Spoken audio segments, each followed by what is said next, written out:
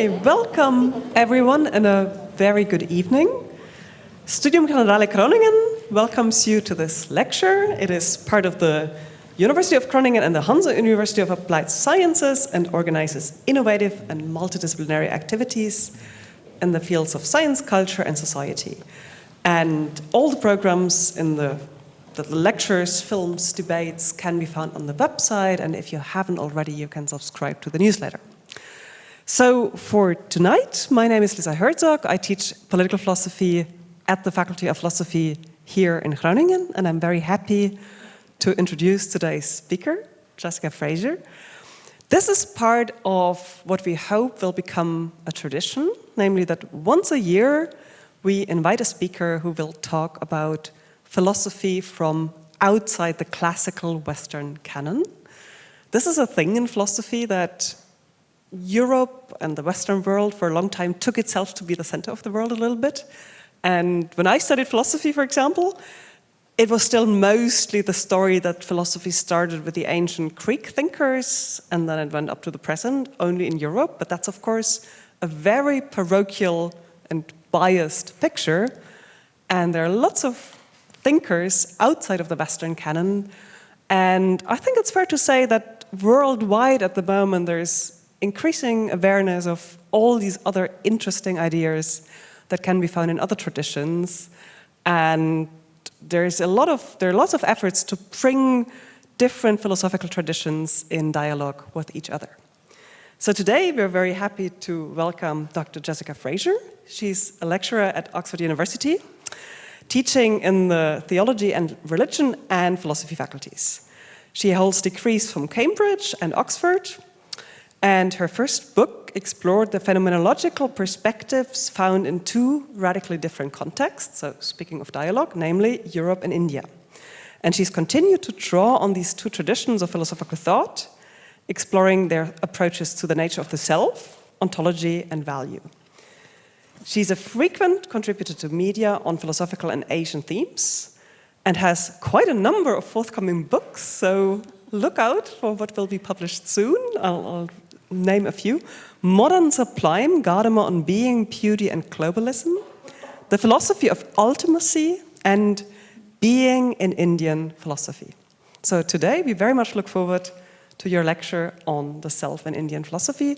We'll have about 45-50 minutes of lecture, and then, as you probably all know, there will be an opportunity to ask questions. Annelies from Studium Generale has the mic and will come, and so we'll have time for questions and answers until 9:30, and then we'll end with that. So welcome with me, Jessica Frazier.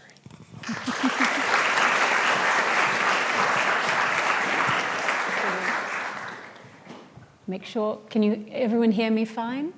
Yes, wonderful, nods, perfect. It's really lovely to be here. Thank you so much to Groningen University, to the philosophy faculty, and to Lisa. There's nothing nicer than in the middle of your life being asked to leave and go be somewhere else and be someone a little bit different for a while and feel this freedom of speaking to new people. And so this is a really lovely opportunity to do that. Thank you all for coming. I'm very grateful to see so many people here. So I'm going to tell a story today about one of the key ideas that we find in the Indian tradition of philosophy. And it's a key idea, I think, that has been of concern in India for about 3,000 years. There is a very early hymn in the Vedas, these ancient texts in Sanskrit that we still have. And in this very early hymn, there's one line where the writers of the hymn are calling to the gods and asking for help. Very similar to ancient Egypt, to ancient Assyria or Babylonia, or a lot of what we find in the Hebrew Bible. They're writing hymns to the gods, asking for help, asking for blessings. But in the middle of this particular piece of writing, the author, whoever they were 3,000 years ago, stops and says, I wonder who I am. What thing I am, I do not know. My mind wanders, wondering. I feel lost in this world. There's a sense that people wanted to know what they are, and that life itself, as we experience it, isn't just a thing you're doing. Oh my God, I woke up again today. I have to figure out what to do again today. Life is a mystery. and something that requires us actually to think about it and to actively notice the strange, amazing phenomenon of being conscious, of being aware, of waking up, of having the power to decide each day and each moment what you do, who you are, what you care about, how you act. So the story I want to tell about Indian philosophy isn't just about India. It's a story about whether or not we notice our lives and all that they involve. And more, as we'll see, it's also a story about whether or not we use them to their maximum potential. So we have the title, The Self in Indian Philosophy, Puzzles and Possibilities for what it is that life can be. And in some ways, the different traditions of philosophy I'm looking at are asking some of these questions. Are you just a ghost in a machine, to borrow this classic image? Someone who is stuck inside your body, trying to get it to go where you want to go? Are you a self-driving car? You're on automatic all the time, simply following the routes that you're expected to follow. Are you alienated from the world around you as this tiny little individual in a big confusing world in an uncaring urban desert? Right? This is one classic image of the modern self, that we are these solitary, lonely beings trying to figure out where to drive the car next. Or are you a non-existent thing, not really there at all, a kind of a dream or a program waiting to be wakened up, wiped away, and liberated? There are whole traditions of thought, there are whole traditions of religious practice, meditation, etc., which are in some cases meant to free you from yourself. There are ancient texts that say your personality, your mind, even your body is something that you should be able to take off, like an old coat when you're done, and then you'll be free. Right? There's a tradition that says that. And there are traditions that ask you to do something a bit more constructive. Are you an artist of possibilities, of different private ways to be for you and your own self, of global ways to be, shaping the world around you and other minds and culture, even the historical way that the story of the world can unfold? Right? Are you aware of your place, not just in the little story of today or the big story of your life, but in the story of history itself?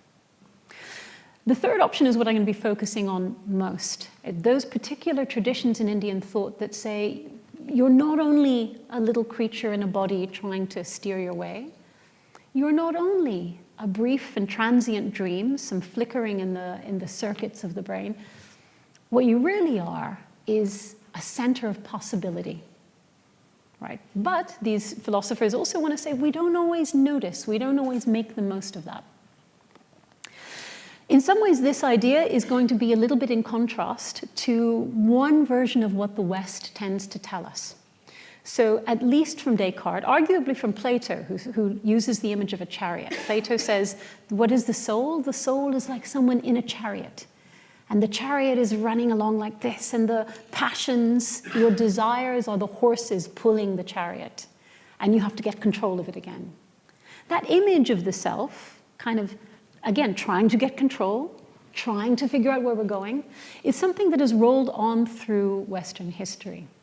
If you jump forward to René Descartes, who in many ways is using Platonic ideas, famous for cogito ergo sum, I think, therefore I am. Descartes' idea that I think, therefore I am, I'm a thinker inside my body, looking out at the world, helped to make even stronger this sense that we are isolated within our bodies, that the self is kind of hidden behind a veil. I'm here, you're there. I'm in my body, the world is outside of it, and they're two separate worlds. Right? Descartes' ghost, if you like, is something that the West has inherited. And it increases our sense of alienation, our sense of disempowerment, our sense of distance from the world if we're not careful. It can even contribute to what people sometimes see in the modern world as a kind of a victim self, the sense that the world is against us, that we are the ones receiving time and nature and the influences around us, and we're being constantly bombarded day by day. The mind is kind of depicted as a monad, this individual little light all by itself, a lamp in the storm, seeking protection from the external world. We can see it in Descartes and Pascal, Blaise Pascal as well. Nietzsche, Sartre, Camus, the French existentialists, have this strong sense that we are lonely creatures struggling against an angry world. And even Freud, and to some extent Jung, certainly Freud has this idea in the beginnings of psychology that the main thing the human is doing is trying to negotiate nature. And nature is frightening, nature is harsh, nature is demanding, and we're frightened of it. So this sense of a tension, a fight almost between who we are and what the world is something we find coming up again and again. And people talk about it sometimes as connected to a sense of increasing anxiety in the modern world, that we need more therapy partly because there's more anxiety, more fear, more sense that we're alone in a hostile world. This is one of the areas in which people have sometimes looked east. I'm not sure which direction east is in. Look to east, I'll look over there. Right? A sense that there's a possibility of another way of thinking if we find another tradition of thought. Right? So what is the question there? Are there other places that we can go to inherit a different understanding of who we are?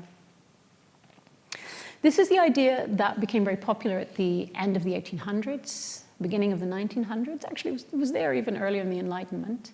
But here's one particularly interesting person expressing the idea that India can give us help.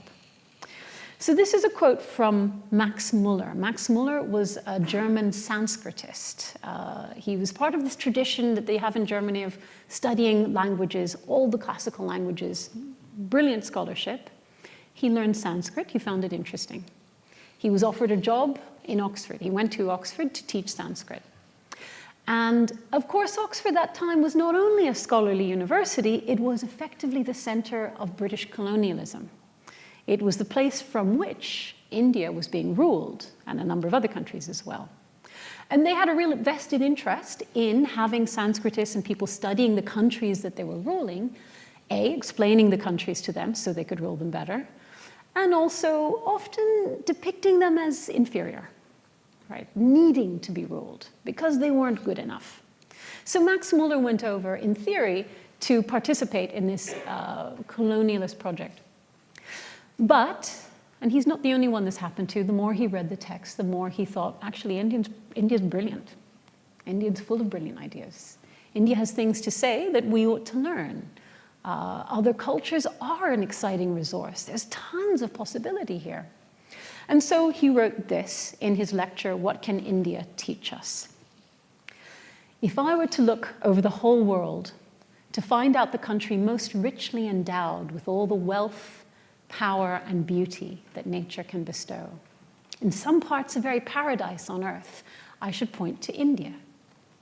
If I were to ask under what sky the human mind has most fully developed some of its choicest gifts, has most deeply pondered on the greatest problems of life, and has found solutions of some of them which well deserve the attention of even those who have studied Plato and Kant, I should point to India.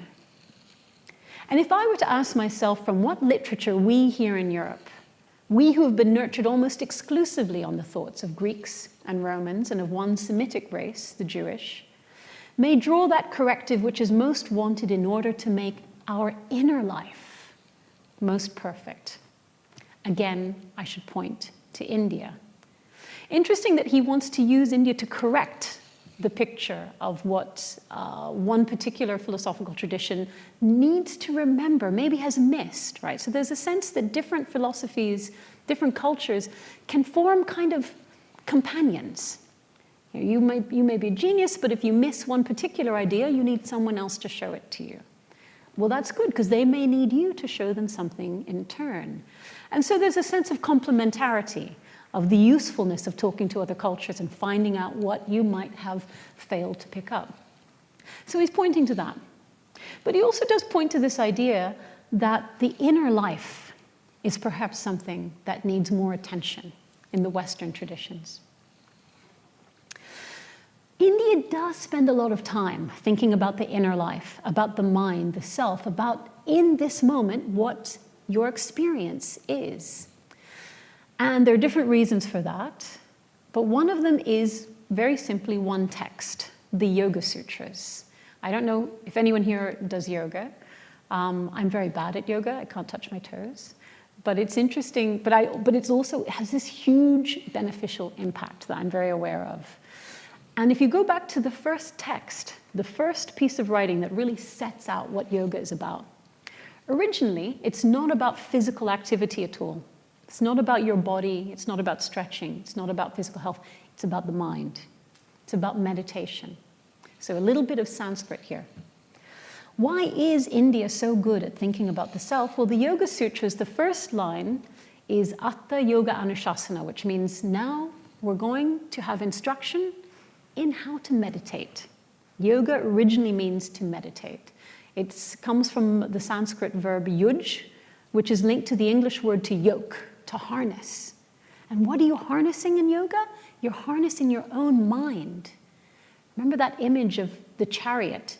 You're harnessing your thoughts and your passions, your desires, your worries, even your body, and getting them to start to lead you where you want to go, not just where they take you. So that's why the Yoga Sutras say, first thing we need is instruction in how to meditate as the tool. The next line says, Yoga Chitta Vritti Nirodha. What that means is yoga, which we already now know means meditation, is the Nirodha. Rod is linked to roll in English. The nirod is the stopping something from turning. What is it stopping from turning? The vrittis, the changes of chitta, which is consciousness. Yoga is the cessation, the stopping, the slowing and stopping of the wheel of consciousness, which is always running moment by moment. If you've ever tried to have a completely still mind, it's not easy. In fact, sometimes the harder you try, the more your thoughts start to run away with you, right? And this is something they realized already 2,000 years ago and are trying to help us cultivate a way to get around it. Two more things it tells us, and this is the key to what's distinctive about the Indian approach to the self. One is that if you don't take control of your thoughts, they will take over you, right? So that's the third line here at the bottom, actually. Vritti sarupya itaratra. Itaratra, if you don't get control, then vritti, the changes, sarupya, will have the same form as what you are perceiving and thinking and experiencing. So what it actually means is the self will have the same form. If you don't get control of your mind will simply consist of whatever impressions are coming in moment by moment. You wake up in the morning, and you're worried about what you're having for breakfast. And then you figure out what to get dressed in. And then you go get the bus or whatever. And then you think about what you've got to do. And then you can spend a whole day merely devoting your thoughts to whatever is the next random task that comes up. Maybe none of which you really care about all that much. Right? The Yoga Sutras are very aware that most of the time it's our thoughts that are defining us, but we're not defining our thoughts. Right? So it's asking us to be aware of that sense in which, I think of this, sometimes I wake up and I get halfway into the day and I think none of the thoughts I've had so far today are really the ones I meant to have. Right? I was worried so much about this email and that email that in fact I'm failing to control and determine what I consist of, because of course your thoughts are you. Right. The middle line gives us an alternative way forward, though. If we do meditation, says the Yoga Sutra, then, drashtu swarupe avasthanam. Drashtu, the seer, swarupa in their own form, swa as in the Latin sua, your own, rupa is form, in your own form, avasthanam can stand. Sta is linked to stand in English. Avasthana, to stand rooted in something. If I do meditation, the true person I am, the person seeing all my thoughts, not the thoughts, but the person seeing them, the person who's witnessing them, will stop being in those silly thoughts about the bus and the breakfast and all these other things, the emails, and it will stand in its true nature, what it really is. this whatever this strange being we are, that is able to experiencing things, to develop desires and hopes and wills and dreams, right? That is what we're supposed to become. So that's our bit of Sanskrit for today, right? But we've got these 3 lines that indicate to us that there is a possibility, not only of noticing that our thoughts are running away with them, but holding on to them and doing something more, stilling them and being who we are in a way that isn't losing ourselves in the banal and trivial parts of life. Mircea Eliade, who was a great Sanskritist, a brilliant thinker, an interesting guy, was one of the first Westerners to study yoga. And he wrote a brilliant book called Yoga, Immortality, and Freedom. And in it, he describes yoga as techniques for autonomy, tools we can use to autonomy, to take back ourselves and our control. He says, really, the Indian tradition is about facing first a danger. Most of the time we're like this, completely at the mercy of our associations. Man allows himself to be swept hither and thither by an infinity of disparate moments. Under the appearance of thought, there is really just an indefinite and disordered flickering, fed by sensations, words, and memory. So my students, sometimes I can say to them, what did your day consist of? And they'll say, I can hardly remember. It was just a bit of this and a bit of that, and just thoughts that came and went, nothing really significant. The tradition is trying to address that. And Eliade says what meditation is trying to do is give you an alternative possibility. He says the first duty of the real yogi is to think. That is not just to let himself think, right, in a passive way, whatever thought comes, I'll take it, sure. Rather, to think actively through focused consciousness, you can gain a genuine will. That is the power freely to regulate an important sector of biomental activity. And what he means there is that most of the time I'm letting my desires dictate to me what I care about. The duty of the yogi is to take control and now decide what I want to care about, decide what I crave, decide what I feel strongly about today. All of this depends on an idea that the self that we are is not just this little passive lamp looking at the world.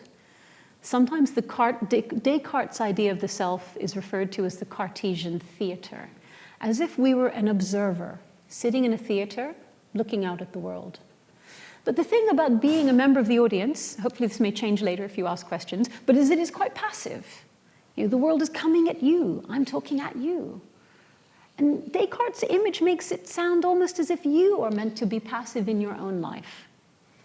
But this is about changing that and saying you are someone who can shape your life, and that starts with shaping yourself.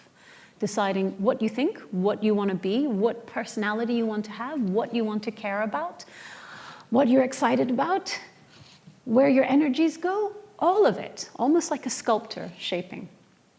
This involves a number of different steps. Finding who your true self is, we'll talk about this more. Activating your true self, if your everyday personality is taken over your thoughts, but actually you underneath want something else, you need to activate your true self. You might not even remember who your true self is.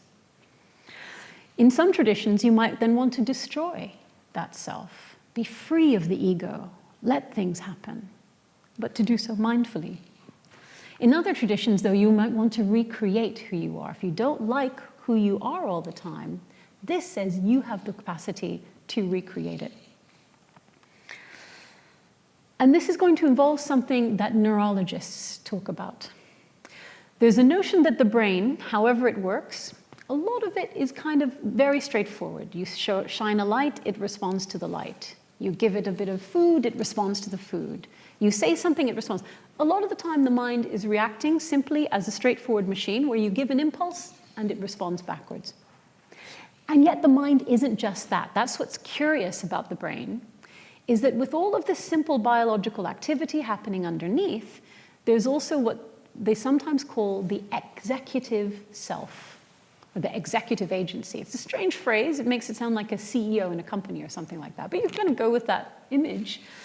The self who looks at all the things your mind is doing, deciding how to sit at each moment, regulating your breathing and your thoughts at each moment, keeping back certain memories, bringing forward all these different things, regulating attention. There's a part of your mind that is controlling all of that, right? Balancing it. It's the part of your mind that kind of sits on top and watches what's going on inside of you and decides how to manage it. That's the executive self. It's kind of the decider. It's the manager. And in the text we'll look at, it's depicted almost as the king, as the sovereign, the one who is really ruling you, and not just the everyday parts. You can look at it in a kind of a neurological way. If consciousness is something that emerges from the body and the mind, there is at some stage a point where the lower self that's thinking, oh, tasty cake, splits from the higher self that thinks, I don't need any more cake, and decides to put it away.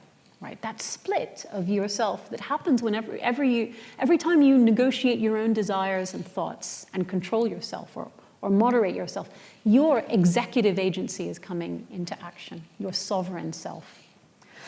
And you can make it even stronger by giving it a heightened awareness of what's going on, by strengthening your sense of control and power, by increasing that executive agency. So more and more, you're able to decide what you want to do. If it's ever been a cold day and you thought, I'm going to go for a walk because I'm going to do it anyway.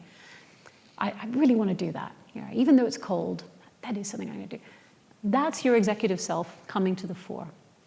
So a lot of these traditions are about trying to increase this side of your mind. So it maps in that way onto the neurological side of things. The question then is, what happens if you do this? What kind of self do we discover who's not just the you responding moment by moment, it's the you who has this larger oversight? Well, in ancient India, they tried to find that self, starting in around 800 BC, by doing what they thought of as a deep dive, a kind of a special search, not outward, but inward into our minds. We have this sense in the early sources that the self is a puzzle. As with that hymn that I gave you from the Rig Veda, there's a sense that who you are is a mystery. What are the layers of yourself? If you've ever had that, people talk about code switching sometimes. If you've ever been one person with this group and a different person with this group, if you've ever gone to a party and, oh, that was really fun, and then you come home with your family and you're like, oh, I can relax. And then even from your family, you go into your room and you have a quiet moment alone, and now you can really relax, right?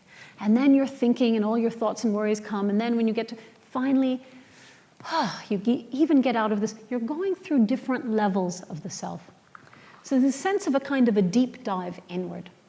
And people started to ask in ancient India, what is the most basic component of you? What is the bit that if we go down deep as we can, we find that is really the core? So India went beyond just analyzing the mind and the self. It actively employed a practice of radical epoché. This is a phrase that you get in phenomenology, this tradition of thought, which tries to analyze our own experience. Radical epoché means pushing away the bits that aren't important, right? You're bracketing, you're unwrapping the self until we can get to what we find at the core. In this sense, yoga was a kind of phenomenology. Phenomenology is associated with Heidegger, Husserl, to some extent Descartes as well. It's the practice of trying to understand your own experience. It's almost like a strict science of looking within rather than looking out.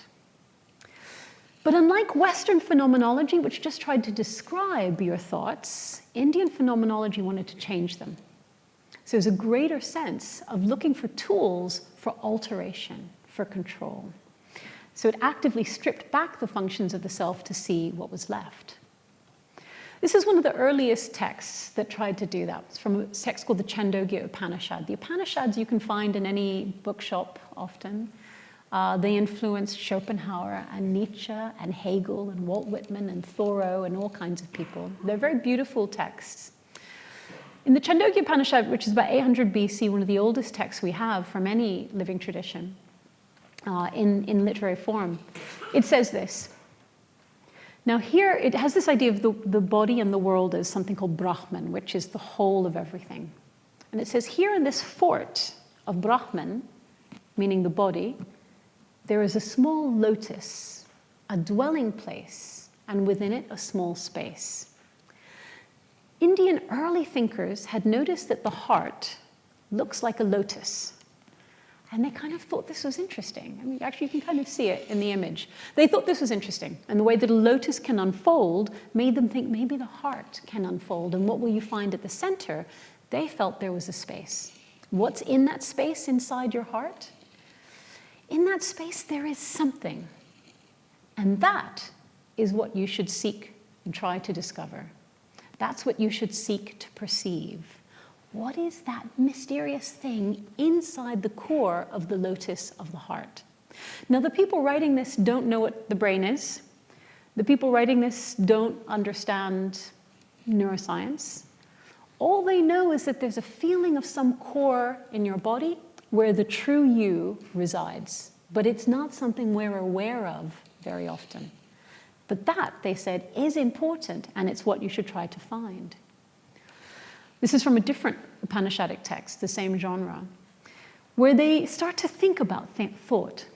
It says, you know, the funny thing is you can see everything in the outside world, but you can't see the seer who does the seeing in your mind right now. You're seeing me, but you can't see who it is who's seeing. You can't hear the hearer who does the hearing. You're listening to me right now, and you can hear me, but you can't hear the person who's hearing. You can't think of the thinker who does the thinking, and you can't perceive the perceiver who does the perceiving. The text says there's a mystery here. In all your life, you're constantly taking in information about the outside world, but you're not taking in information about who it is who's having that information, who's having those experiences. So again, it's trying to turn you back to think about your own mind. And this is the last of this genre that I'll put up from the Katha Upanishad, which is influential on Buddhism and the Bhagavad Gita. It uses the same image as Plato used, of the soul as a rider in a chariot. Know the self as a rider in a chariot, and the body as simply the chariot. So your body right now is just the chariot. It's the person inside who matters. Know the intellect, your intellectual mind, as the charioteer. It takes control. It decides what to do. It decides when to leave and when to come and what time to leave to go to the lecture. But it's only the charioteer. The mind is the reins. So your mind is also working out what to do, how to do it, what time does the bus come? Oh, talking a lot about buses, but you're thinking, planning out all of these things. The senses, they say, are the horses, and sense objects are the paths around them. The senses, they're a little bit worried about. The senses are what I'm trying to focus, and then I see a really good piece of cake. And oh, my focus is gone because the senses are pulling me over there. Oh, disaster, right? So it says, be careful of the senses. They're important, but they can distract you.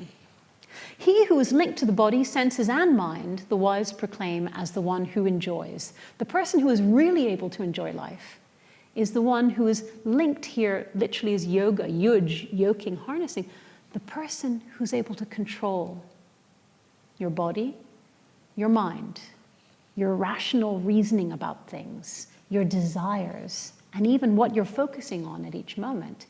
That's the person who really is enjoying your life, and who, if you do this better, will enjoy it more. This is one of the texts that started to try and figure out what the answer was. What is it that we are? It's from the Aitareya Upanishad, and it starts off, who is this self? That is how we think. Again, it's a very old text, about 2,500 years old. Which of these is the self? Is it that by which one sees, or hears, or smells odors, or utters speech, or distinguishes between what is tasty and what is not? Is it the heart and the mind? Is it awareness, perception, discernment, cognition, wisdom, insight, steadfastness, thought, reflection, drive, memory, purpose, will, love, desire? Look at how many different parts of the mind it's found.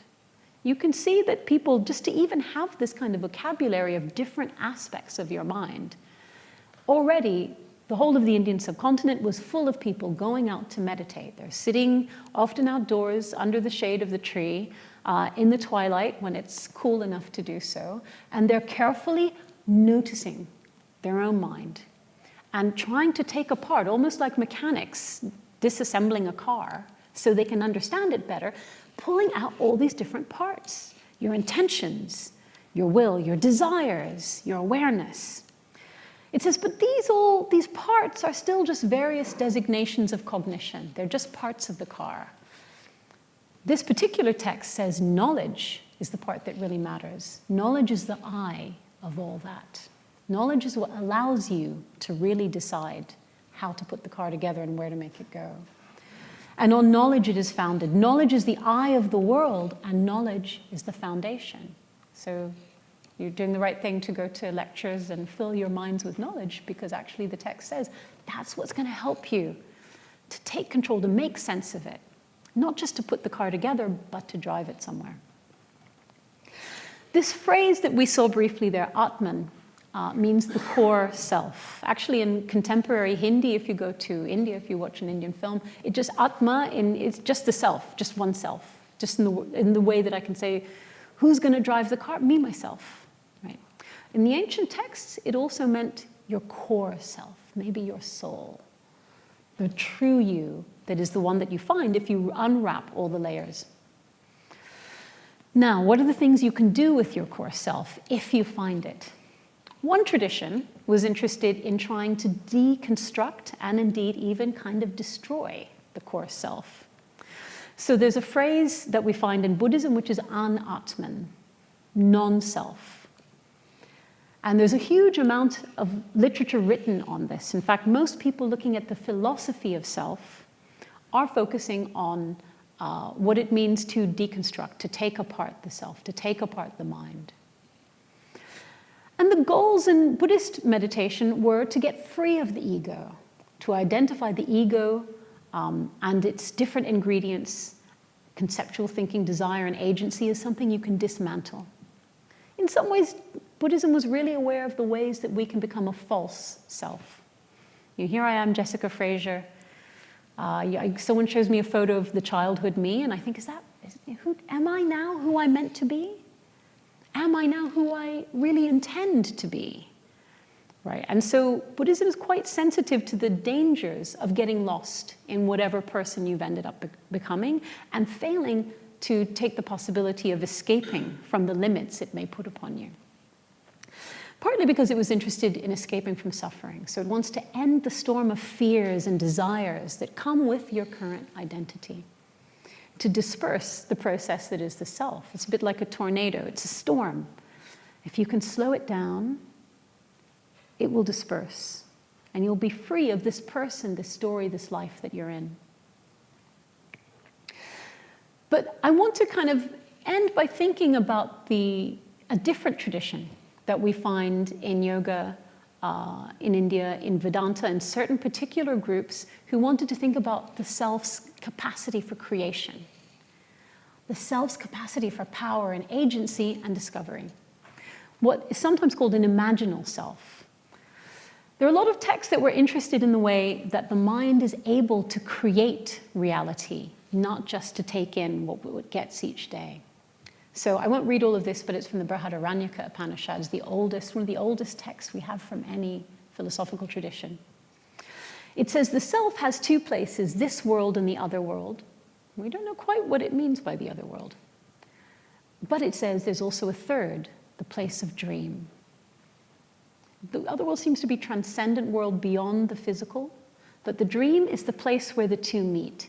Standing there in the place where the two meet, we can see both those places, this world and the other world. And that place, your dreams, your mind, your imagination, serves as an entryway to the other world. It's interesting because it says this. It's interested in assessing dream. It says this is how he dreams, yourself. It takes materials from the entire world and taking them apart on his own, and then putting them back together, you dream with your own radiance, with your own light. In that place, this person who you are becomes their own light. It sounds very cryptic and mysterious, but it's noticing this. When you dream, the outside world comes into your mind. You take what you need from the outside world, and you reassemble it in a new form. You create worlds in your dream. Your mind alone creates whole worlds, adventures, people, realities, journeys, beauty, horror, all of it. You are a creator as much as anything else. And it says this in the last line there. The self, even though in your mind there are no roads and places, the self creates for himself joys, pleasures, and delights. In that place in your mind there are no pools, ponds, or rivers, but the self creates for himself pools, ponds, and rivers because it is a creator. Whatever is in you has a fundamentally creative nature that we see in dreams. There are a series of different Indian texts that explore this idea. There's one called Yoga Vashishta that looks at all reality as a dream. It's a bit like the Matrix or something.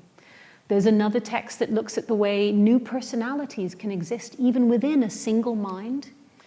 And there are Buddhist stories that look at the way in which we can even take apart the self we are and become other people, or act for other people rather than ourselves. Compassion's important.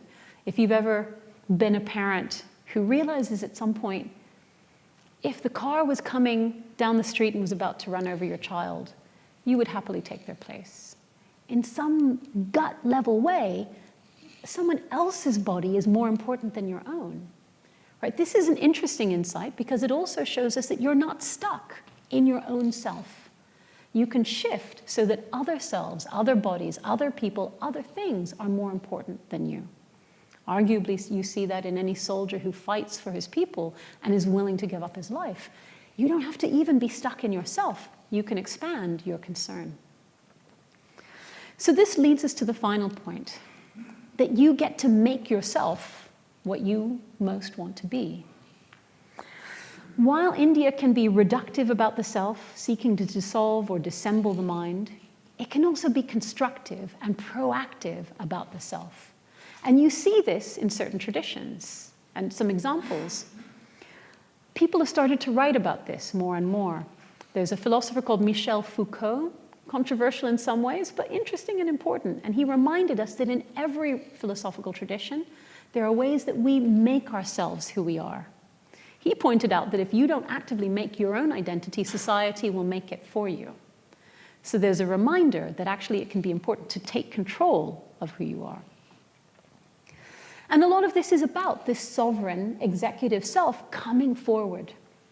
When the self pulls in its mental functions, this is all from the Brihadaranyaka Upanishad, then the person is asleep. And wherever you travel in your dreams, those regions become your worlds. In your dreams, you can appear to be a great king or an eminent priest, to visit different regions. And just as a great king taking his people with him may move around his country at will, so your mind, taking the different functions of thought with you, moves around your body and all the worlds in your dreams at will. There's a power in you to direct yourself, where you go, what happens, and what you care about. The challenge was to bring that out of your mind and into the waking world. In the epics, so this is from the Mahabharata, there's a story about a female yogi who goes to a king, and the king tells her that she has no power, she's unimportant.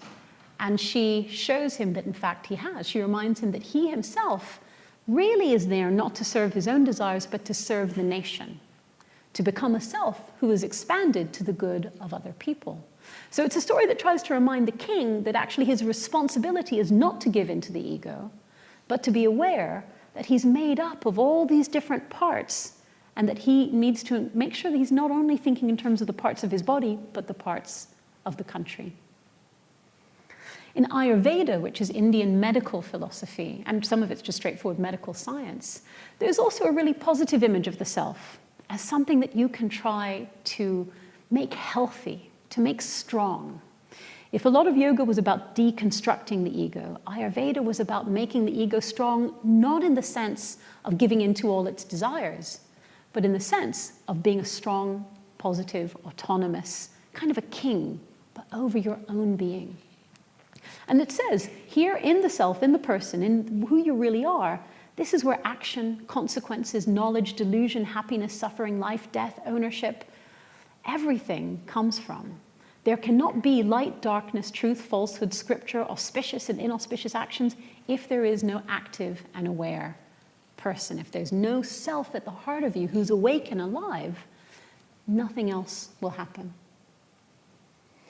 So it's really about taking this notion of the self as the controller and creator in your imagination, in your everyday life, and making it stronger, making it better, making it more reflective about what matters. So it's not your body and mind that are controlling you, it's you who are controlling your body and mind. If you look into Indian thought, there are different ways it tries to give you tools for doing this. They include theory, understanding the mind, dispassion, not losing yourself in your passions, practicing. It's very hard to practice. Every time I try and do yoga, I do it for 2 days and I give up. But actually that continuous practice is needed for you to get control. And also, go backwards. And also focusing, inner focus. Also separate understanding. Understand that what you desire and what you decide to desire are not the same thing. Making the line between things you don't even notice so that you'll see that new things are possible. And then putting yourself back together through aggregation, bricolage, recreating yourself from the parts of you that you do like and want to be, and leaving out the parts you don't want. And absorption is an idea that you find, making sure you pattern yourself on the right things. Pattern yourself on people you want to be. Fill your life with things you do think are good and that you want to be like that, and you will become more like that. If you focus on things you don't want to be, you can become assimilated to them. Right? So you need to be aware of that imprinting, that absorption into what your thoughts are. And that can lead you to become a sovereign self, a self that is in control of itself and makes you who you want to be. So you wake up in the morning and you're not lost in the flow, you are controlling the life that you have. And just as a last point, you can apply this to political, social, ethical questions as well. Right? If the self can be what it wants to be, I'll come back to this, but you can make yourself larger or smaller. This is an interesting insight.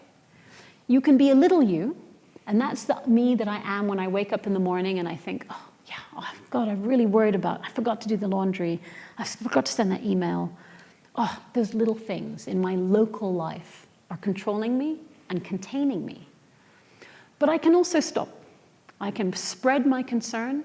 I can say, no, wait, those are the small me. What's the big me? The big me is concerned about who are the people I love, what do they need, what is the bigger thing I want to do today, what are the larger concerns I care about, what is the bigger story of my life, not just today and breakfast, but like everything I want to be and become. Let me expand myself to be part of that larger self that is possible. This affects the ethical world. So this came up, I was born in the US, although I've lived in England almost all my life. It's an interesting time to be an American citizen. And there's an interesting speech from Vance. I'll just kind of put the thought out there, where he makes a claim about what your ethical responsibility is. If it's focused on the small scale, your family, your local community. If you should really deprioritize the large scale, your society, your world, your environment, history itself. In a way, the Indian material wants to say you get to choose whether you care about the small or the large. Right? Don't let anyone tell you. This is actually open to you to decide what's the scale on which you want to live. The Bhagavad Gita, I won't go through this, but the Bhagavad Gita tells us we can do something called loka samgraha. Grah is to grasp. Samgra is to grasp, hold together. Loka is the word for world. You can decide if you want, if you're a good yogi, to hold the world together. It says you will be like a king if you do that. To take it upon yourself to be the person who creates life and goodness for the world, you become almost part of the mind of the world, the mind of history. We can see people kind of trying to choose ways to do that. This is an interesting puppet that was created to represent, I think, a Syrian refugee. And they created this huge life-size puppet with people in it making it move as a kind of a message about investing in the larger stories of the world. But it's a reminder that you get to choose what you care about. Society doesn't dictate it for you. And again, it doesn't have to be what's in front of you. It can be the bigger picture. So the message really is that in the Indian traditions, you're not merely someone stuck inside a little theater, someone in a car that's driving you where you don't want to go, someone who has to be the self that society gives you. You can be a self-making self. You can look around you for different sources and inspirations. You can decide what you most want to be. You can take apart the parts of yourself you don't like and are stuck in, and you can reconstruct yourself better. With your sovereign self, this part of you that gets stronger the more you use it in making those decisions. And you can even become a world-sized self, not stuck within your small concerns, but open to larger ones. Actually, India thought that was a good solution to a lot of the problems of life. Don't get lost in the little, engage in the large. So the message is take control, get creative, and shape yourself. And if you do that, you are shaping the world, because you are not, in the end, only you. You are part of a larger life. And this is the wider message that these traditions are trying to give. So hopefully, that's a little message about certain ideas we can get from the Indian world that are meant to give you tools to take away so that when you wake up tomorrow morning, you have the capacity to say, oh, let me first decide what I think, and then pursue that into who I want to become. Leave it there.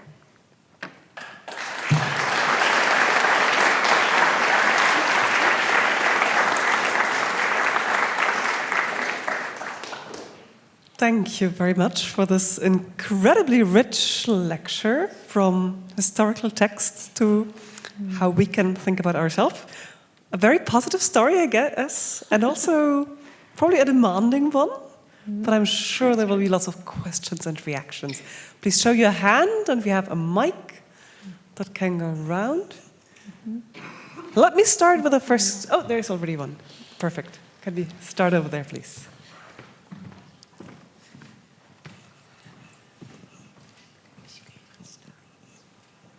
Thank you for the lecture. I think it's great that this kind of knowledge is being shared more. If you have one book you can recommend, what would it be? If that's a question that's possible to answer. That's a good question. That's a really good question, actually. Damn, I wish I'd known. I would have prepared. It'd be like, haha. It depends what you're interested in. I'm going to give you a kind of what in England we'd call a cheesy recommendation. Sentimental, and I've already mentioned it earlier. There's not that many books which are easy accessible. You read the Yoga Sutras if you want to know about meditation, and there's plenty of books on meditation which are good at giving you a sense of how it works. If you want to read a book about the journey towards trying to think about the self, there's an old book called Siddhartha by Hermann Hesse, which actually, weirdly, my parents had it on the shelf and they gave it to me. It was a kind of a thing that everyone read in the 70s or whatever. He's read the Upanishads. He went to India before writing it. It's actually not bad. It has an interesting angle on what it means to pursue in your life, above all things, a journey towards the self. So part of me would say that one. I see a hand over there. Two hands, actually, so we can take hands. both of them in One a row. moment, I have to. I have a running nose. Oh. Sorry. And then I saw your hand. Okay. Yeah, okay, thanks again for the presentation. But my question is, so how did the society that created this idea of you can be your own maker, in sense you are your God, how does that coincide with a society that has a caste system that works on the opposite side?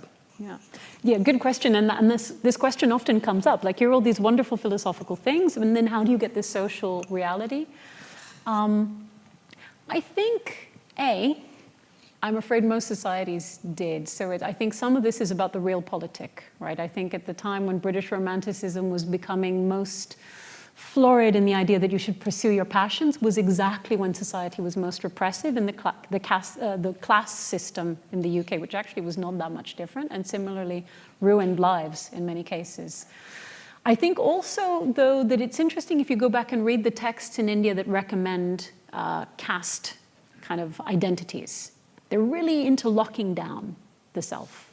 They really say, when you wake up, do this, and then you should eat this, and then you should do this ritual, and you must wear this, and this is how you should relate to everybody. It's absolutely about creating a kind of a cage around your thoughts and your body and everything. And what they don't like is people who are sitting there just going out and doing yoga. So it's almost like two tensions that were kind of at loggerheads in the society. You know, it's a bit like saying you've got, in medieval Christianity, you've got some people who are about like, here are the laws and the rules of how you have to behave. If you don't, you'll go to hell. And over here, you've got Meister Eckhart saying, oh my God, God is bubbling up within you and being, you know, excommunicated or whatever. So that sense of tensions between freedom and social lockdown, I think is something you get in every age and in every culture. And I think it's a bit like this. I would like to challenge you a little bit on a statement you made about Anatman. Go for it. So it was a reaction. It was a reaction to Brahmanic tradition. It was probably a reaction to Upanishadic tradition. He just practiced with ascetics, right? And left. It was probably a reaction to Sankhyan tradition to some extent. And he doesn't negate Ahankara. He negates Atman. He does not negate the ego. He negates the self, which we can to some extent correlate to Purusha if we start talking about Sankhya. I think it goes deeper than destroying your ego. I think it's well, there are two ways of understanding this, right? Either it's a ontological negation of the self, but the self, not just ego, right? Basically, well, let's call it soul, but it's of course a bit of a lousy translation. Or it's a soteriological proposition. I don't know if self exists or not, but you believing and chasing it is the source of dukkha, right? How do you understand, and would you agree with me that it's actually deeper than just destroying the ego in the ahankara sense? Yeah, good. So two parts to my answer. One is you're right. I was just saying, I'm always a little hard on Buddhism because it's, because there are parts of it that are, I think, come from a period in Indian history when the main concern was suffering, dukkha. And it was trying to find a way to get out of that. It's a lot like Stoicism in some ways, in certain phases. So it's doing anything you can to escape from suffering, and sometimes it's a bit negative about the world as a result, right? Not in, so is Patanjali. Just to fit, yeah, absolutely, absolutely. So, but just to observe that actually you're right, there's a much bigger picture there. I'm not sure that he leaves ahankara. We can talk about this later. I'm not sure he leaves ahankara. I mean, actually, I think you can find places where it explicitly says, get rid of ahankara. Oh, Can I ask you to let her finish the answer first? We can have a chat about the historical details later. But so I think that's complicated, but I think you're right. Even if Buddhism initially is quite cautious about the self, over the 2,000 years of flourishing, many different traditions come out of it, many of which are very positive about the self and life and all of these things. So yeah, absolutely. So we have lots of hands up now. The young lady here next. Yeah. I'll try to keep track a little bit, but we will... Hi, good evening. Thank you for the lecture. I study international relations, and one concept that keeps coming up is this idea of sovereignty and its many negative implications. So something that I'm looking into is exactly whether the notion of there being a sovereign self is beneficial to understanding how we relate to each other and therefore also how states. So I wanted to ask if you see a difference in the control that you were talking about in this lecture, of taking control of yourself, versus this other way of controlling, if there is a difference indeed, when it comes to sovereign states or notions of identity that then clash with other identities. Yeah, that's a great question. So I think you're right. There's a danger that if you say, oh, you're autonomous, you're free, you can take control of yourself, you become a little monad again. You become something locked within yourself who doesn't have to care about anything else. You become a self-sufficient to the extent of isolation and a kind of false sense that you're actually not connected to anyone else. I think it's a good point. And I think a lot of these sources I didn't have time to go into the Ayurvedic one, but one of the things they say is you are in control of the self, but you're always linked by threads of perception, of thought, of culture, of feeling, of emotion, of love, of just your physical body to the physical world and to other people. It's not that you can become completely free. It's more that you have the capacity to use your power for the whole, right? So the Loka Samgraha idea says, don't use it says the ignorant man is the one who uses his sovereignty to only please himself. Too much ego. The wise man is the person who uses his sovereignty to make the whole thing better, right? Who expands the sense of self and actually realizes that you are already part of a larger reality, which is the globe, which is nature, which is society, and which is history. So I think, yeah, there's a sense in which that power is there to connect, not to disconnect. A lot of questions. Thank you for the interesting speech. I was thinking about the contrast that I found in how the self is in India with some of the recent things that I've been reading into, both in philosophy of mind with forecognition, which is bringing the focus more from the core self and looking inwards to a bit more outward perspective, but also in more contemporary commercial thinkers like Sam Harris, that there's nothing to really look for inside, but it's more outward. And of course, now we're talking about India, but do you have any thoughts on that contrast? Yeah, that's really helpful. I mean, one thing I want to say about this notion of the sovereign self, it's something you find in Buddhism, Hinduism, and all the different schools, regardless of whether they think there's a soul. So even if you don't think there's a soul, there's like a core light in the middle of you. It says, even if it's just part of your mind, the part of you that is able to control and decide and make decisions, assess situations, make judgment, form values, and move, that part of you is there no matter what. We don't know what you are exactly, so different kind of versions of who you are, even with Sam Harris, if there's no soul. That part of you is still there. We see it all the time. It's just that sometimes it's weak and sometimes it's strong. And I think this philosophy is saying, good, strengthen it, but you don't have to keep it inside. You can take it out. You know, the parent puts their self into their children a little bit. There's also a nice connection to aesthetics. When you watch a play or watch Netflix or whatever, yourself goes into the characters for a while. When you weep as if you were someone in that story, you've become someone outside yourself for a while. When you sacrifice yourself for the greater good in whatever way that involves, you're giving yourself to a larger self. So I think part of what we want to bring out is this sense that it's not necessarily in you. You can put it in different places. There's a connection to possession traditions I won't get into now, but there's all kinds of beliefs that you can really send yourself out into different worlds and actually engage beyond the body, as it were. We have a question in the first row here, and then we'll make the way to the back. Wait for the mic, please. In the middle, you said somewhere, and I read also something like, the self is more or less, our self is more or less thwarted by power and fear. I think that are the two elements, and we can recognize in ourselves, searching for ourselves. But I wonder, and that self, that's a very personal thing, but can you also say that it's on a bigger scale, like even you could say like the world, because at this moment, I think fear and power are two elements that somehow we cannot cope with. We cannot cope with in ourselves, but also not in the world. Can you say? Yeah, that's a lovely, lovely insight, absolutely. One thing that they notice almost above all is that fear and desire have an incredible power. They're just like twice as loud as everything else that's in your mind. And if you can show people something to desire, if you can whip that up, you can think about capitalist consumer society, all kinds of connections, that will overwhelm everything else. All the other stuff goes quiet while that takes over, while you really want that piece of cake. Same with fear. If you can get people to invest in fear, fear is the loudest sound. It's the brightest color. It will quieten everything else in your mind and take over. And that's actually why they're dangerous.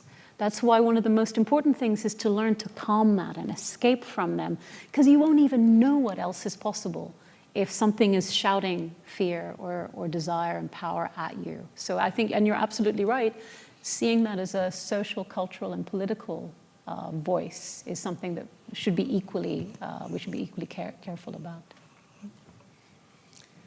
Maybe you can continue over there. Okay. Sorry, yeah. Hello. You, and then at the very back. Yeah. Hi, thank you for your talk. My question relates to the lotus heart comparison. So, which was a very simple example of an observation of an expression of nature leading to some sort of deeper insight. And after studying chemistry, I've been seeing sort of examples of, the scale of nature that chemistry is on, and then insights that lead on from that. And I was wondering whether you had any other examples from Indian texts of expressions of nature leading to, philosophical insights. Yeah, that's a off lovely, the top of your head. You might yeah. It doesn't prompt anything, but yeah. That's a really lovely question. And actually, there are things. There are a lot of things that aren't just to do with the self. So maybe if you email, I can give you suggestions that are more to do with trying to understand the world. They were interested in chemistry, and I can't give you anything off the top of the head. But maybe I can say this. One of the things they love about nature in this tradition is the way that what you see isn't necessarily what you get. They don't understand why when you put this and this together, it gives you a new effect. They don't understand why if you leave the juice there, it turns into something intoxicating. Why would the apple juice or whatever, the mango juice, become something that intoxicates you madly? They don't understand the chemistry of alcohol, but they know that there are hidden realities there. And even that image of the lotus with a secret inside the heart, you can take out a heart and you're like, oh, what? That's what kept that person going so long. They don't know what it is that's doing it. They were fascinated with breath and the way that when you stop living, it stops. They didn't understand what it is that it's doing that's so important. Same with blood. But in a way, nature gives a reminder not only that it's good to look at nature, but also that nature is full of mysteries and powers we're still trying to understand. So yeah, it's kind of a semi-answer. We can continue here in the middle. Here. No. Hi, thank you for your lecture. I'm curious, you were mentioning how we are not the observer, or we are the observer, and we're not in a theater and we have an agenda, and you were also mentioning that we are our thoughts, but from Buddhist principles, I think that I know that we are an observer in that theater, literally in a theater, and we are not our thoughts, we're not our actions and stuff. So how do you make sense of both? How do both exist? Yeah, good. Yeah, good. And in a way, I kind of rushed through that, but I think you're right. And the Yoga Sutras, which are also a bit there at the beginning of Buddhism, would agree. They'd say, be careful. If you do not control your thoughts and stop them from running away with you, you will. If you do that, you will only be your thoughts. If you don't control them, if you don't stop in the morning. My aunt said to me, I stop in the morning, and before I get up, I read a chapter of a book. And I thought, my God, I can't imagine having the luxury to do that. But eventually I started doing it from time to time, and it gave me time to not run with my thoughts. So it's more that the Yoga Sutras are saying you are your thoughts unless you do the work to push them aside and give space for the observer. Right? It's not saying you are only that, you have to be that. It's saying precisely that you need to make sure you don't end up only the TV screen, as it were. Right? That's not ideal. So yeah, I agree with you. Yeah. Hi. Yeah, this is amazing because my question is a follow-up to this question, I think. So my question goes more like, if we are always trying to take control, this assumes kind of that we are the agent to ourselves. And this assumes a lot of notions about freedom that I think all the Indian traditions share, which are own agency, but I think it's very interesting. Maybe you can elaborate a little bit on the notion on how this tradition seems to be very individual, but not very individualistic, which is a pretty different thing. Yeah, that's a lovely, yeah, that's good, yeah. Yeah, I think, I mean, it also took some time to decide where it wants to go with this, and just maybe from that perspective, if you read early texts about the first yogis, the first people going out into the wild, the ascetics, the wilderness men, some of them were quite individualistic. They were like just going to find liberation for themselves. They're escaping suffering for themselves. And all through India, there's a wave of this. And actually, you can see it. There's stories about parents going, oh my God, my teenager's going out to find themselves. They don't care about the family. What are we going to do? But over a time, 100 years, maybe two, you start to see stories about people going, no, no, no, I went into the forest. It was great. I liberated myself. But I don't want to give up on the world. You see it in Hinduism, where texts like the Bhagavad Gita specifically say, don't give up on society to find yourself when you're needed. Don't give up on your family, whatever it is that's important. Don't give up on that just to pursue your own individual liberation. Rather, create this individual strong self so you can use your freedom for something. Right? People talk about negative freedom and positive freedom. Isaiah Berlin talks about this in political philosophy. Freedom, which you're free, but you have nothing you want to use it for, is not great freedom. Freedom where you're free, and what I care about is this, and now I'm going to devote that freedom to something. That's what we're looking for. Buddhism does it as well with the compassion and the bodhisattva ideal. So yeah, absolutely, it's very much a freedom that in the end, they want to say, use it for something. Don't just flee from the play.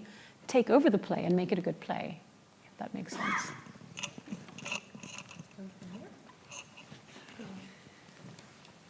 Here.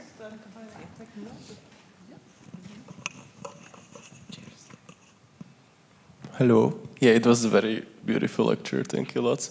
So I have a very specific question about Foucault, because it's super interesting that you mentioned him, because he happens to be my favorite philosopher, let's say. And you said it in the context that either the world writes yourself or you do write it yourself. Yeah. And from the bunch of books by Foucault that I read, I think he tends to be a little bit more on the pessimistic side, if I should call it like that. Because apparently, there is nothing else than power. I think he goes to quite extreme, and anything that we can think of or even feel is already programmed by the power. So I was first thing was the book, the picture you put there. I was interested what book there was, and the other part of the question is maybe which book kind of explores this sovereignty more, even if it exists in the first place? Yeah, it's a good question. So Michel Foucault is famous for doing these, particularly 3 books where he looks at how the medical system, the criminal justice system, and the sexuality, the morals of sexuality, all are ways to control you effectively. And they do a good job. They control not only your body, but your mind. Arguably, later, Foucault, he looks like such a pessimist, because society is controlling you, society is controlling you, oh, what do we do? I don't know, it's all power. Arguably, in later sources, there's a series of, I think, lectures on technologies of the self, where he says, well, it's not that all power is bad. If you have power to shape yourself, then it can be good. It's still a self you're making, but actually it can be a positive thing. And he inspires Pierre Hadot in Philosophy as a Way of Life, which is nice to read as well, where he says philosophy was originally a way for you to shape who you are. It's a paintbrush. It's something creative. So I think a little bit that later technologies of the self lectures and a bit of how Hadot plays with it, maybe. So it's like a collection of lectures. Yeah. Technology of the self. Yeah. If you Google, you'll hopefully find it. If you have trouble, email me. The libraries over there, they should help you. The lady over there, and then the gentleman behind, yeah. First of all, thank you so much for a very insightful lecture. I have a very short but an interesting question. I want to know what you think about it, how anatman, destruction of self, kind of manifested itself in Hinduism, because we know that one of the 3 main gods, Shiva, is the god of destruction. I just want to hear your opinion about it. Yeah, interesting. Okay, good. Yeah, so you do get parts of... So Hinduism basically decides that suffering is a problem, but it thinks that rather than destroying the ego as the source of problems, source of desires, you should find the deeper self. And that deeper self will be free of the ego problems and so on and so forth. So we see Atman. Having said that, it also leaves, and so Shiva is the god who represents the yogi, right? That's why he's always depicted. I don't have a picture of him, but he's usually depicted covered in ash from his campfire, for he lives in the wilderness, with the Himalayas behind him, with a begging bowl because he doesn't have a job. He lives on whatever he can get, in lotus position, usually sitting in meditation. He represents the yogi. And I think in that sense, he also represents that you're supposed to let go of a lot. To be able to, to be able to have control over yourself, you might have to kill a lot of the parts of you don't want to be. I'm in that phase of my life where I'm having long chats with my mum, and I realize how many bad habits I have, how critical I can be, and how I need to rethink some of my habits and my assumptions and my whole picture of the world and my triggers, and actually that's useful. That's important. I do want to kill those parts. I need to let them go. It's not always easy to dig down deeper, and I think there's an element of destruction there. We have to be quite bold sometimes in being able to do that. And in a way, all the Indian traditions also want to say, one day you'll have to let go. At death, or in the different forms of death, where you have to change your life in some way, you often will have to let go of who you were. So maybe it's good practice to get good at it and learn how to turn those big changes into a realization of freedom and not just of like mourning the old you, as it were. So yeah, an element of destruction there as well.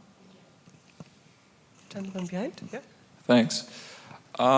So many of the ideas you talked about are, of course, found in Hinduism, also Buddhism. Great that the previous question also touched on it.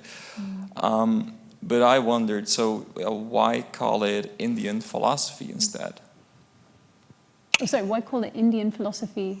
Instead, like you titled the lecture for tonight, Indian philosophy, right? Yeah. Why not call it Hinduism or Buddhism? Oh, I see. That's a good question, partly because I don't think it's linked to any one of... If we use those words, all these words can mean many things. If we use those words to mean particular religious traditions, these ideas, I think, are interesting partly because they cut across all of them. All the traditions used yoga. Yoga is one of the things that unites Jainism, Hinduism, but even Islam, when it came to India, started to incorporate in the Sufi traditions bits of yoga, Sikhism. Everyone who gets to India picks up this tool because it's so useful. And so in some ways, I want to think of it more as an Indian philosophy, and it's more than just Indian, because it's now global in a way, and take it out of the idea that it necessarily is tied to any particular religious goal, if you see what I mean. Because those religions did different things with it, but the tool itself is actually open to you to decide what to do with it, if that makes sense. Thank you so much for the lecture today. So my question is, say from Upanishads, Aham Brahmasmi, like I am Brahman, to say Bhagavad Gita, Vasudeva Kudumbakam, like the whole world is family. So do you think like when putting in timeline, it evolved looking, towards self than to looking outside? I would like to know your thought about that. That's lovely. That's a lovely insight. Yeah, so you quoted an early text, I think it was Brihadaranyaka Upanishad, very early, like 800 BC, where it says, I am the divine. But it's really focused, I am discovering my true nature, and I will be the Lord of the world. By the time you get to the Bhagavad Gita, which is maybe 500 or more years later, there's a stronger sense that, again, you can't leave behind your family and community. You have to do what's good for them as well, as seek your own liberation. And the whole world should be seen as your family, not just your actual physical family. So there's a real expansion of this ethical sense of responsibility.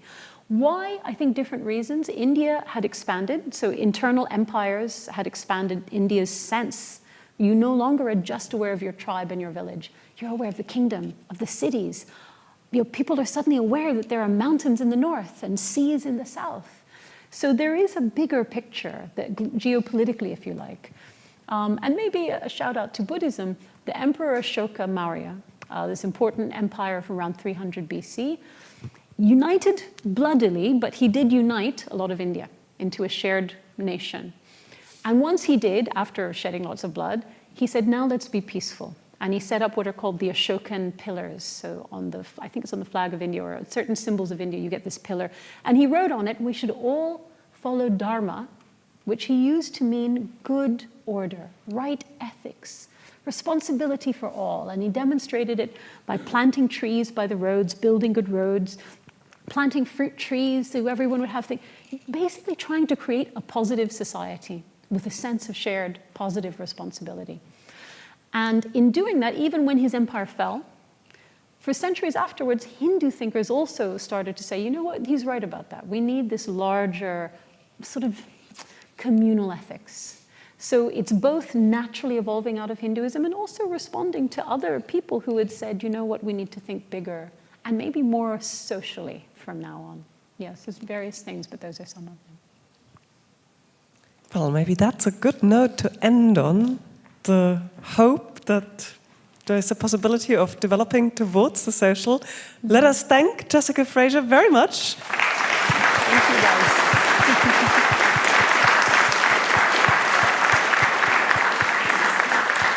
Let me also thank all of you for coming.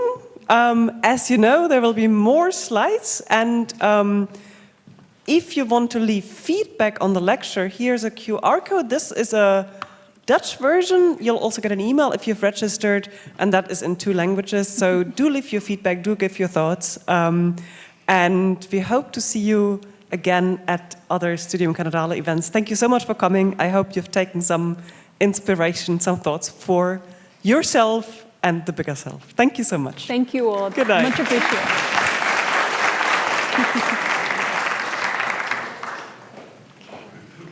Take this bit off. I think I'm right. Oh.